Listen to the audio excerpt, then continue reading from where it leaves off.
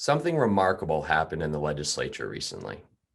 Hello, I'm Senator Trey Stewart of Presque Isle, and I represent District 2 in the Maine State Senate.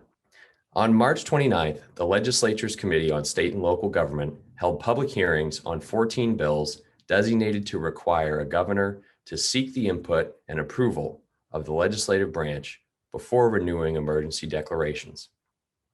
That there were 14 bills introduced on basically the same subject is remarkable in itself, but it was the public input that made this a very unusual situation.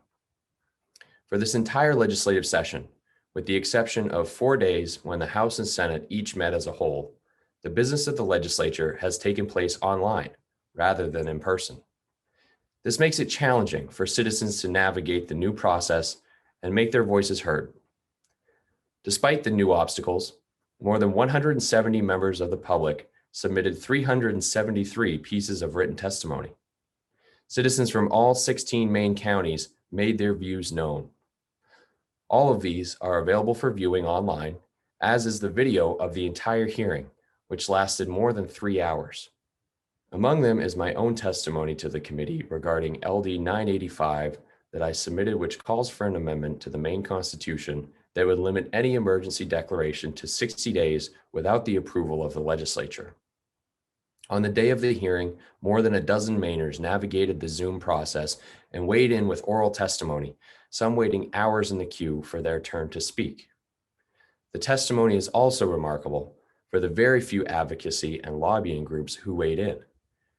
This was largely an event dominated by everyday people who were passionate enough about the subject to take the time and find the technological pathway to get their views in front of state legislators. As a result, roughly 99% of the testimony favored the proposals contained in one or more of the bills. In all, Maine citizens submitted just 6 pieces of testimony in opposition to any of the bills. The rest were overwhelmingly in favor by a ratio of 40-1. Regardless of where you come down on the issues discussed, this hearing was important as a symbol and a demonstration of how the legislative process can continue even in the face of a global pandemic, and that the voice of the people will find a way to navigate whatever obstacles it may encounter in order to be heard by those in positions of power.